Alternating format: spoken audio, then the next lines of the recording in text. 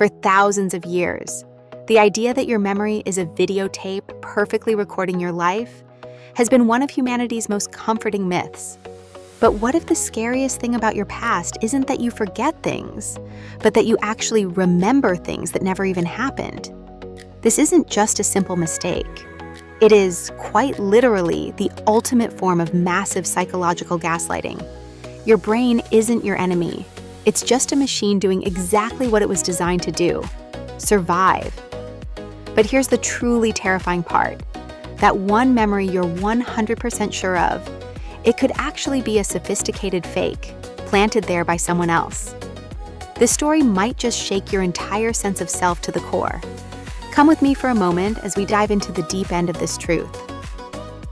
In 1980, in Washington state, a tragic event happened that completely turned one man's life upside down. His name was Steve Titus. He was a successful 31-year-old professional, just a regular guy headed to dinner with his fiancée. But the police pulled him over because his car looked like a suspect's vehicle from a horrific sexual assault case. The police showed the victim a series of photos, including one of Titus, and asked her to identify the suspect. "This guy looks the most like him." That was the victim's initial uncertain response. But by the time the trial started, her memory had become insanely vivid and certain. "I am absolutely positive that he is the one." She pointed right at Titus in the courtroom, without a single shred of doubt. In the end, Titus was wrongly thrown in prison. It wasn't until a persistent journalist tracked down the real killer that he was finally released.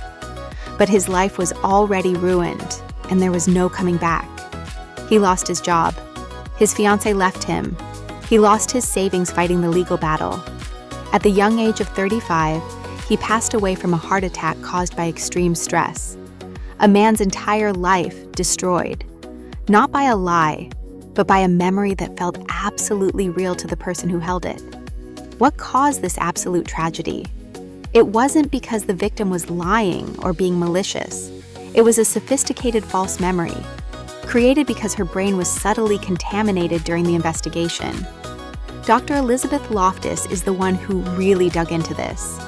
She's a psychologist who has spent her entire life proving just how easily human memory can be manipulated. She argues that memories aren't stored like books in a library, but are constantly being edited like a Wikipedia page. To prove this, Dr. Loftus ran a legendary car crash experiment back in 1974. She showed subjects a video of a car accident. Then she asked one group how fast the cars were going when they hit each other. She asked the other group how fast they were going when they smashed into each other. The people who heard the word smashed remembered the cars going way faster. A week later, they even started claiming they saw broken glass, even though there wasn't any in the video at all.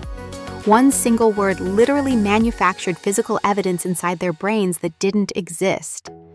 Now, you might be thinking, okay, that's just a small error in the details. There's no way my core life memories are like that. But Dr. Loftus's next experiment completely shatters that belief. It's the famous Lost in the Mall experiment. She told subjects 3 real childhood stories she'd gathered from their families. Then she suddenly slipped in one fake story. The story was that they got lost in a mall at age 5, were crying, and were eventually rescued by a kind old person. Shockingly, a quarter of the subjects accepted this fake memory as their own actual experience. They didn't just believe it, either. They started describing the texture of the flannel shirt the old man was wearing, or the sheer terror they felt in vivid detail. A past that never existed became their most vivid reality. But hold on, because this gets much, much darker. If you think planting a childhood memory about getting lost in a mall is scary, what if someone could make you remember committing a crime you never committed? In 2015, criminal psychologist Dr. Julia Shaw at the University of London did exactly that. She brought in 70 university students who had never been in trouble with the law. Over the course of just 3 interviews, using subtle suggestion and fake details from the students' families, she convinced them they had committed a crime as a teenager. Assault, theft, even attack with a weapon. The result? 70% of them developed full, vivid false memories of crimes they never committed. They described the police officer's face. They felt the guilt. They remembered details that never existed. And they believed every single one of them with absolute certainty. Dr. Shaw proved that false memories aren't just about harmless childhood stories. They can make you confess to something that could put you behind bars. If your brain can fabricate an entire criminal past, then how much of what you remember right now is actually yours? In the 1990s, this phenomenon tore countless families apart across the United States. Therapists were planting false memories in patients under the guise of so-called repressed memory therapy. Countless children developed fake memories of being abused by their parents, and parents were wrongly sued and imprisoned. Dr. Loftus faced numerous death threats for speaking the scientific truth during this time. But she didn't stop, because she didn't want us to be slaves to our own memories. So why does our brain even have this dangerous feature? Here's where it gets really counterintuitive. Because the answer isn't that your brain is broken, it's that this is one of its most powerful survival tools. Think of it this way. Your brain is not a camera, it's a film director. A camera just records exactly what's in front of it. But a film director takes raw footage, cuts it, rearranges it, adds music, and creates a story that makes sense. Your brain does the same thing with your past. It takes fragments of what actually happened and reconstructs them into a coherent narrative that helps you navigate the future. Harvard psychologist Daniel Schachter calls these the 7 sins of memory. And he argues that most of them aren't flaws at all. They're features. The ability to flexibly recombine fragments of past experiences is the exact same ability that lets you imagine the future, solve creative problems, and adapt to new situations. False memory is the shadow side of imagination. You can't have one without the other. But when this ability is weaponized, whether by a bad therapist, a manipulative partner, or a misleading news cycle, your life can turn into a gaslighting nightmare where you can't trust your own mind.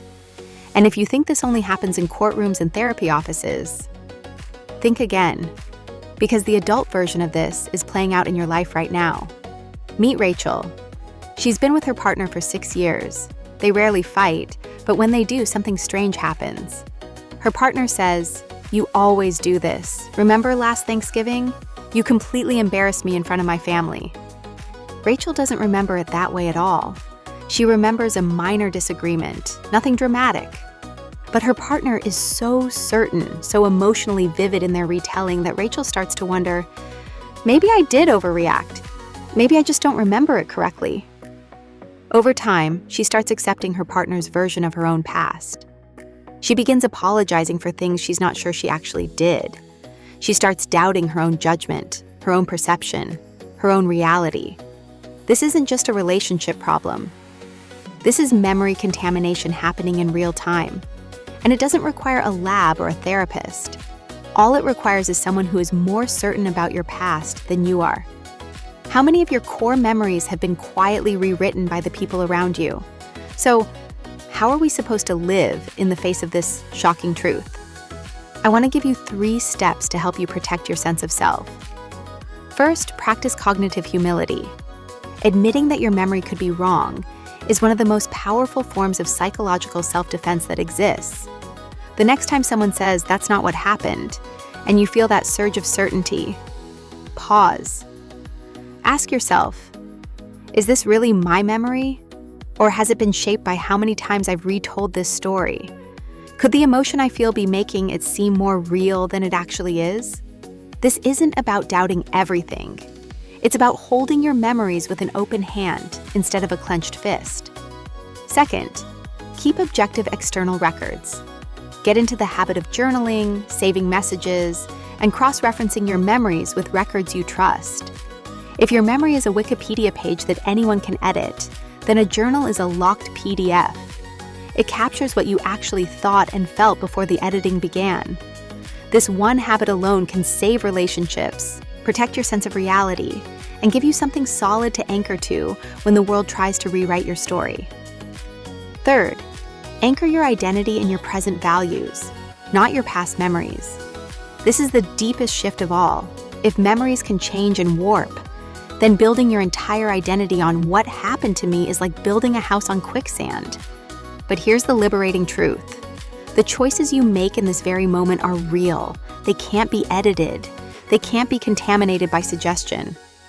Instead of, I am the person who went through X, try, I am the person who chooses Y right now, today.